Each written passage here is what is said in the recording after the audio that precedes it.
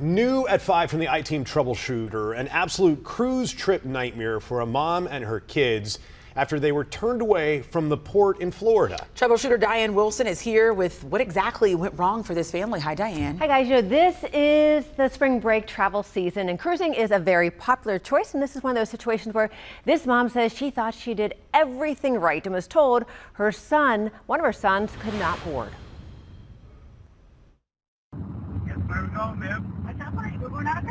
It was a surprise for the kids. A surprise cruise for Shannon Nutting and her 4 kids, and she filmed the big reveal as she was pulling into the cruise terminal at Port Canaveral. My 9-year-old was so excited, she was speechless and started crying.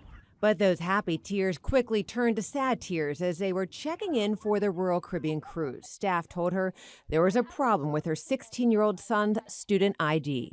He said, unfortunately, you're not going to be able to board today because the school ID is not acceptable. So I explained to him that we had talked to Royal Caribbean and they had assured us that the school ID was valid. And I was upset by that point, crying. So I asked, could I speak to a supervisor? And talking with a supervisor did not help. Explained to her that my son has special needs. That's one of the reasons he did not yet have a state-issued ID, and that I had called to make sure he could board without it. She said she didn't care what he had and we couldn't board, and she just walked away. Stuck at the port and could only watch as the ship they're supposed to be on sailed away. All that year of saving and paying on it, everybody was just heartbroken and devastated. Everybody was exhausted. I did not want to get on the road for 8 hours and travel back I-95 with 4 kids by myself and my babysitter. Shannon stayed in Florida while her travel agent kept calling Royal Caribbean to get answers. They told her that we should have been able to book. At that point, they wanted us to fly to Cozumel, for us to pay to fly to Cozumel and board the ship 2 days later. An option Shannon says she was not willing to do, so they made the best of it and stayed in Florida and enjoyed it there for a few days.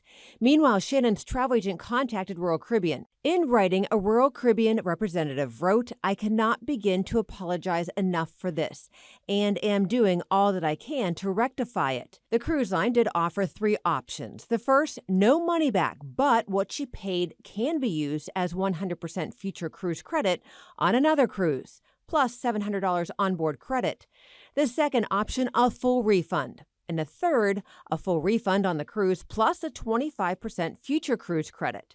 Shannon says none of the 3 options are acceptable. We wanted the money for the cruise back and the expenses. The expenses that we had for traveling to Florida while we were there, for meals, gas, the lodging, and all of that. Royal Caribbean told me this was human error by staff at the cruise port, and Shannon and her family should have been able to board as they had the right documentation. She added because of this incident, the cruise line provided additional training to staff at the port to prevent this from happening again. When I asked why Shannon's expenses are not going to be covered, the representative said the full refund of the cruise would cover those. If I made a mistake and they offered me anything, any kind of refund, then I would think that would be gracious of them.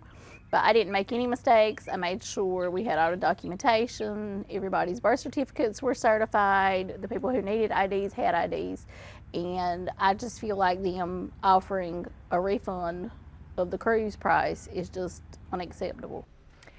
Now, Royal Caribbean has not offered anything more. Shannon says it's by thinking she did everything right to board the ship. She said next time she goes on a cruise, she will make sure to get everything in writing as opposed to just verbally being told her son's student ID would be enough, as they were all told verbally that. But as it turns out, they should have been allowed to board anyways. And I think there's an important takeaway for us all. If something like that happens, no matter where you are, escalate it to someone else at the cruise line, the airline, whatever it is, and have someone take another look at that. Shannon did everything right. She did all of her homework. She really did it all. Yeah. She spoke to supervisors, and it still just was not enough to get on that cruise. But she still said she'll cruise after all that. Oh, wow. So Good for frustrating. her.